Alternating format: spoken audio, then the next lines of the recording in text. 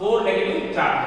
तो फिर क्या हुआ, वैलेंस बॉन्ड थ्योरी में संशोधन किया गया। उन्होंने बताया कि जब कभी भी ऐसा होता है कि धातु के ऊपर ऋण आवेश की मात्रा बढ़ जाती है, तो उससे छुटकारा पाने के लिए, उससे मुक्ति पाने के लिए क्या करते हैं, बैक बॉन्डिंग करते हैं। क्या बोलते हैं, पश्च बंधन करते हैं। तो what do you mean by back bonding? पश्च बंधन क्या होता है?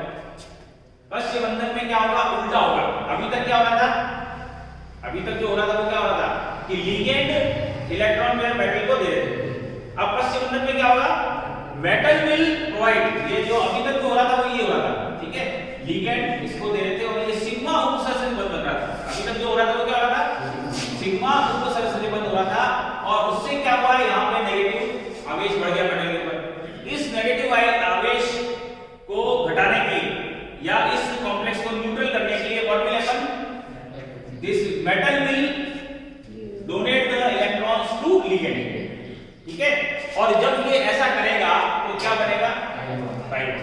अच्छा, एक और चीज बहुत इंपॉर्टेंट है, आपसे क्वेश्चन पूछा जाएगा, क्या कारण है कि पश्च बंधन में जो भी धातु के कक्षक भाग लेते हैं वो होते हैं dxy, dyz और dzx।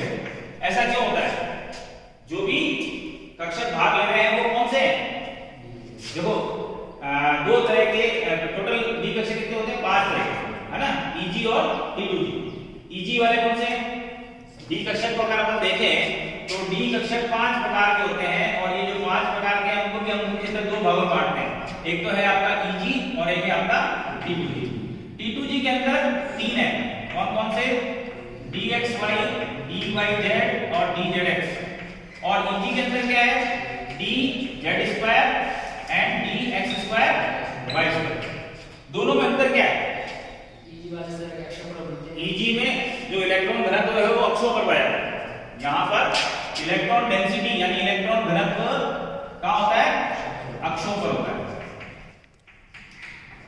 और यहाँ पर क्या होता है, T2G के अंदर इलेक्ट्रॉन घनत्व कहाँ पर पाया जाएगा, अक्षों के बीच, यानी 45 डिग्री के एंगल पर, अक्षों के मध्य। तो अक्षों के मध्य इलेक्ट्रॉन घनत्व पाया जा रहा है, ओके। अब ये जो इलेक्ट्रॉन घनत्व अक्षों के बीच में है उससे क्या फर्क पड़ रहा है, यहां पर ये समझना जरूरी है कि जब लिगेंड सिग्मा बंध बनाता है तो सिग्मा बंध बनाने के लिए कौन से कक्षक उपलब्ध होते हैं, dz² और dx²y²। तो ये तो ऑक्यूपाई हो गए, ये लिखा हुआ है d2sp3। तो ये जो d2 कक्षक है ना, 2d, ये 2d कक्षक कौन से हैं, Eg कक्षक, ठीक है। तो जब कभी भी संकरण होगा तो संकरण में जो सिग्मा बॉन्ड बन रहा है, सिग्मा बॉन्ड में भाग लेने वाले कक्षक कौन से, T2G, सॉरी Eg। लेकिन अब बचे क्या, अब पश्च बंधन बनाना है। पश्च बंधन उल्टा हो रहा है, उसमें क्या हो रहा है, मेटल से इलेक्ट्रॉन लिगेंड को दिया जा रहा है। तो लिगेंड के बाद ये जो मेटल जो इलेक्ट्रॉन देगा वो किसमें देगा, इसमें देगा Eg में, T2G में से। तो T2G वाले कौन से, dxy, dyz और dz। तो हमेशा पश्च बंधन में भाग लेने वाले कक्षक कौन से होते हैं, T2G। ये समझ में आ गया। अब यहाँ पर तुमको बताना है कि जो पश्च बंधन हो रहा है उस पश्च बंधन के लिए एक और कंडीशन है। वो क्या कंडीशन है कि आपका जो लिगेंड है वो लिगेंड भी तो उसके बाद में खाली कक्षक होनी चाहिए, तभी तो लेगा वो। तो यहाँ पर जो बॉन्ड बनेगा कौन सा वाला, पश्च बंधन। पश्च बंधन भी 2 प्रकार के होते हैं। पश्च बंधन यानी बैक बॉन्डिंग, पश्च बंधन,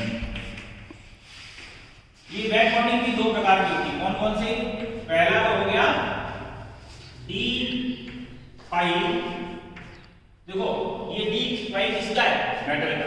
तो यहां लिख दिया अपन ने मेटल d पाई, और मेटल के d पाई से कहां जाएगा, लिगेंड के p पाई। अगर उसके बाद में पाई है, मतलब लिगेंड के बाद में कोई खाली कक्षक है तो वो p कक्षक है तो वो p पाई हो जाएगा। और अगर उसके पास में दूसरा जो तरह का बॉन्ड बनेगा वो होगा मेटल का d पाई और लिगेंड का भी d पाई। तो 2 तरह के पश्च बंधन होते हैं। मेटल का d, मेटल के तो d में से जाएंगे, तो यहां भी मेटल का d, यहां भी मेटल का d। लेकिन लिगेंड के पास में जो भी खाली कक्षक है वो तो या तो p कक्षक हो सकते हैं या d कक्षक हो सकते हैं।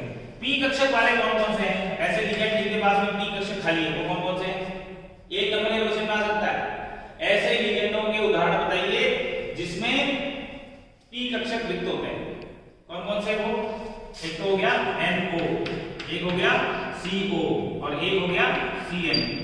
ये जितने भी हैं इनके पास में p कक्षक खाली होता है। तो मेटल का जो इलेक्ट्रॉन पेयर है वो किसमें जाएगा? नाइट्रोजन के रिक्त p कक्षक में, ऑक्सीजन के रिक्त p कक्षक में और नाइट्रोजन के रिक्त p कक्षकों में जाएगा। और अगर मेटल का d कक्षक में से इलेक्ट्रॉन पेयर लिगेंड के d में जा रहा है तो लिगेंड ऐसे कौन कौन से जिसमें d कक्षक खाली होता है? तो उसके एग्जांपल भी याद होनी चाहिए आपको। Rc, उसके बाद में Sr2 यानी और उसके बाद में आर्सिन हो गया, फॉस्फीन हो गया PH3। तो ये सारे के सारे आपके वो हैं जिनमें p कक्षक खाली है। ठीक है, तो हमने यानी पॉलिंग ने ये समझा दिया कि अगर लिगेंड के इलेक्ट्रॉन पेयर देने से धातु के ऊपर ऋणावेश एकत्रित हो जाता है तो वो धातु क्या करता है? पश्च बंधन के द्वारा उस ऋणावेश को हटा देता है और आपका जो कॉम्प्लेक्स बनता है वो न्यूट्रल होता है। और अगर कॉम्प्लेक्स आपका न्यूट्रल है यानी स्टेबल है, तो जो स्टेबिलिटी पे प्रश्न चिन्ह लगा था वो दूर हो गया। लेकिन अभी एक और प्रश्न चिन्ह है। वो प्रश्न चिन्ह क्या है कि कई लिगेंड ऐसे हैं जिनके पास में ना तो d कक्षक खाली है ना p कक्षक खाली है। वो कौन कौन से हैं? ऐसे लिगेंड जिनके पास में ना तो d कक्षक खाली है ना p कक्षक खाली है, तो ऐसे में पश्च बंधन कैसे होगा? और ज्यादातर संपूर्ण उन्हीं से बन रहे हैं। कौन कौन से वो? ऐसे लिगेंड जिनके पास में ना तो p कक्षक खाली है ना d कक्षक खाली है, वो है अमोनिया, वो है H2O और वो है क्लोराइड। तो दो तो न्यूट्रल है, अमोनिया भी न्यूट्रल और H2O भी न्यूट्रल। तो फिर आप ये बताओ कि NH3H2O और क्लोराइड ये क्या करेंगे? और मैक्सिमम कॉम्प्लेक्स इसी से बन रहे हैं, जितने भी कॉम्प्लेक्स बन रहे हैं वो इन्हीं से बन रहे हैं। और ये पश्च बंधन इन पे लागू नहीं हो रहा। क्यों? क्योंकि d कक्षक जो इलेक्ट्रॉन पेयर देंगे तो ये लिगेंड उनको रखेंगे कहां पे? तो यहां पर एक और सिद्धांत दिया गया। तो संकुल के इस पहलू को समझाने के लिए एक और सिद्धांत दिया गया और वो कहलाता है विद्युत ऋणता। विद्युत ऋणता उदासीनता सिद्धांत। अगर आप इसको नहीं समझा सकते यानी स्टेबिलिटी को नहीं समझा सकते तो फिर वो वैलेंस बॉन्ड थ्योरी किसी काम का नहीं। तो electronegativity neutrality principle, electronegativity neutrality सिद्धांत क्या है? इसके अंदर क्या होगा कि जो भी आपका लिगेंड है, जो भी आपका लिगेंड है उसके अंदर हमेशा आप जानते हो क्या होता है? उसके अंदर इलेक्ट्रोनेगेटिव एलिमेंट है। देखो फ्लोराइड की इलेक्ट्रोनेगेटिविटी सबसे ज्यादा होगी, फ्लोराइड की इलेक्ट्रोनेगेटिविटी इज द हाईएस्ट। फिर उसके बाद में ऑक्सीजन की, उसके बाद में नाइट्रोजन। तो अब यहां पर इसको जो आपको क्या करना है, मेटल के ऊपर एक्सेस नेगेटिव चार्ज आ गया, उस एक्सेस नेगेटिव चार्ज को हटाना है। तो हटाने के लिए क्या होगा? ये जितने भी लिगेंड हैं इन लिगेंडों के पास में अधिक विद्युत ऋणी तत्व है। अधिक विद्युत ऋणी तत्व कौन सा है? Fluoride, oxygen, nitrogen. तो ये जो हाई इलेक्ट्रोनेगेटिविटी वाला है, इलेक्ट्रोनेगेटिविटी क्या होता है? शेयर्ड पेयर ऑफ इलेक्ट्रॉन को अपनी तरफ खींच लेता है। तो यहां भी ये होगा, शेयर्ड पेयर ऑफ इलेक्ट्रॉन को ये लोग अपनी तरफ खींच लेंगे। तो इलेक्ट्रॉन किसके पास? शेयर्ड पेयर ऑफ इलेक्ट्रॉन का रहना चाहिए बीच में, लेकिन अब होगा क्या? Because of the high electronegativity of fluoride it will drag the shared pair of electron towards itself. इसी तरह से आपका जो H2O मॉलिक्यूल वो क्या करेगा? शेयर्ड पेयर ऑफ इलेक्ट्रॉन जो बीच में होने चाहिए उनको अपनी तरफ खींच लेगा। तो इससे क्या होगा? पार्शियल पॉजिटिव चार्ज आ जाएगा मेटल के ऊपर और पार्शियल नेगेटिव चार्ज आ जाएगा, यानी पोलैरिटी डेवलप हो जाएगी, ध्रुवणता उत्पन्न हो जाएगी। और ध्रुवणता के कारण क्या होगा? जो धातु आयन है वो हो जाएगा पार्शियली पॉजिटिव और आपका जो लिगेंड है वो हो जाएगा पार्शियली नेगेटिव। तो हमको करना क्या है? हमको तो मेटल को पॉजिटिव बनाना है ना, वो ऑलरेडी उसके पास negative charge. So because of the high electronegativity ligand will drag the shared pair of electron towards itself and because of that what will happen? Partial positive charge will be developed on metal ion and metal ion will get neutralized. आ गया समझ? तो इन लिगेंडों के लिए जिनके पास में ना तो खाली p कक्षक है ना खाली d कक्षक है, उन्हें किस सिद्धांत के द्वारा समझाया गया? विद्युत ऋणता उदासीनता सिद्धांत। अब आपको ये पता लगाना है कि ये विद्युत ऋणता कैसे निकाली जाएगी, तो उसके लिए एक फॉर्मूला है और वो फॉर्मूला आपको याद होना चाहिए। तो विद्युत ऋणता उदासीनता सिद्धांत का जो फॉर्मूला है, ये 1 नंबर के लिए आपसे पूछा जाएगा कि आवेश की मात्रा अगर आपको निकालनी है तो कैसे निकालोगे। सो उसके लिए आपको ये पता होना चाहिए, इसको हम क्या करेंगे, एक फैक्टर है, उस फैक्टर से उसको मल्टीप्लाई करना पड़ता है। वो फैक्टर है आपका आवेश इक्वल टू E यानी आवेश equal to 16 chi1 minus chi2, फिर उसके बाद में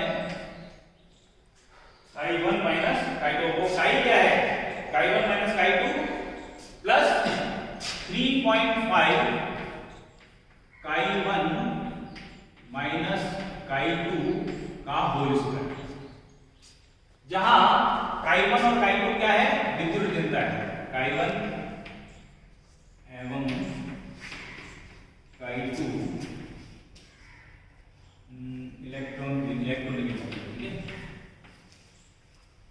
तो ये chi1 और chi2 अपन घटा देंगे और उसको मल्टीप्लाई करेंगे 16 से और उसको मल्टीप्लाई करेंगे 3.5 से, तो जो भी नेट आएगा वो आ जाएगा आवेश। अब ये आवेश किसके, chi1 is for metal and chi2 is for ligand, ठीक है। तो लिगेंड के अंदर जो उपस्थित परमाणु है उसकी विद्युत ऋणता क्या है और मेटल की विद्युत ऋणता क्या है। तो जब हम इससे कैलकुलेट करेंगे तो उस पूरे जो संकुल है उसके ऊपर कितना आवेश है हमको पता लग जाएगा। और जब ये पता लगा लेंगे तो हम इसमें क्वेश्चन आपसे कैसे पूछा जाता है, क्वेश्चन पूछा जाएगा कि दो कॉम्प्लेक्स है आपके पास, अब इन दोनों कॉम्प्लेक्सों के स्थायित्व के बारे में बताइए। फॉर एग्जांपल यहां पर दे रखा है किताब में, वो है BeH2O बेरिलियम टेट्राएक्वायन, ठीक है, H2O4 उसके बाद में 2 प्लस, और इसी तरह से है BeH2O6। ये दो आपको कंपाउंड दे दी, एक में 4 लिगेंड है, एक में 6 लिगेंड है। अब अगर ये दोनों कंपाउंड हैं तो इन दोनों कंपाउंड की आपको क्या निकालनी, स्टेबिलिटी निकालनी। So what about the stability of this end of this. तो हम क्या करेंगे, इस सूत्र के द्वारा इन दोनों संकुलों के ऊपर क्या निकालेंगे, आवेश निकालेंगे। जब आवेश निकालते हैं तो हम पाते हैं कि इसके ऊपर आवेश ज्यादा आता है, जिसके ऊपर 6 लिगेंड है उनके ऊपर आवेश ज्यादा आता है, जिसके ऊपर आवेश ज्यादा आता है वो अनस्टेबल है, जिसके ऊपर आवेश ज्यादा आएगा वो अनस्टेबल है, इसके ऊपर आवेश कम आता है तो ये स्टेबल है। तो अगर हमसे स्टेबिलिटी का कंपैरिजन पूछा जाता है तो हम क्या करेंगे, आवेश निकालेंगे इस फॉर्मूले के द्वारा, जिसके ऊपर आवेश कम आएगा वो स्टेबल होगा, ठीक है। इसी तरह से एल्यूमिनियम का कोई कंपाउंड है, एल्यूमिनियम और उसके बाद में उसके अंदर H2O6 और इसी तरह से एल्यूमिनियम NH3O6 3+, ये दो कंपाउंड है। हेक्सा एक्वा एल्यूमिनियम थर्ड और इसके बाद में हेक्सा अमीन एल्यूमिनियम थर्ड। अगर ये दोनों संकुल है हमारे पास में और ये पूछा जाए आपसे कि इन दोनों में से कौन ज्यादा स्टेबल है, तो विद्युत ऋणता उदासीनता सिद्धांत के द्वारा हम क्या करेंगे, आवेश कैलकुलेट करेंगे। और जब आवेश कैलकुलेट किया जाता है तो हम पाते हैं कि H2O वाला ज्यादा स्टेबल है। क्यों H2O वाला ज्यादा स्टेबल क्यों है, क्योंकि ऑक्सीजन की विद्युत ऋणता ज्यादा है। जब ऑक्सीजन की विद्युत ऋणता ज्यादा है तो एल्यूमिनियम के उपस्थित नेगेटिव चार्ज को ज्यादा रिमूव करेगा और इसलिए एल्यूमिनियम ज्यादा उदासीन हो जाएगा। नाइट्रोजन की विद्युत ऋणता ऑक्सीजन से कम होती है तो इसलिए जो 6 लिगेंड है वो एल्यूमिनियम के उपस्थित नेगेटिव चार्ज को कम नहीं कर पाते हैं, और जब कम नहीं कर पाएंगे तो वो अनस्टेबल होगा। तो यहाँ पर ऑक्सीजन की अधिक विद्युत ऋणता, ऑक्सीजन की अधिक विद्युत ऋणता के कारण ये वाला जो संकुल है एल्यूमिनियम हेक्सा एक्वायन वो ज्यादा स्टेबल है और अमोनिया वाला ज्यादा स्टेबल नहीं है। तो हम चार्ज कैलकुलेट कर सकते हैं बिकॉज ऑफ दिस फॉर्मूला, और चार्ज से पता लगा सकते हैं कौन ज्यादा स्टेबल है। तो वैलेंस बॉन्ड थ्योरी ने संकुलों के बारे में एक चीज बहुत स्पष्ट कर दी, और वो है संकुलों के स्थायित्व के बारे में। तो संकुलों के स्थायित्व को वैलेंस बॉन्ड थ्योरी ने दो तरह से समझाया, पश्चिमबंधन सिद्धांत और उसके बाद में दूसरा विद्युत ऋणता उदासीनता सिद्धांत। समझ में आ गया दोनों?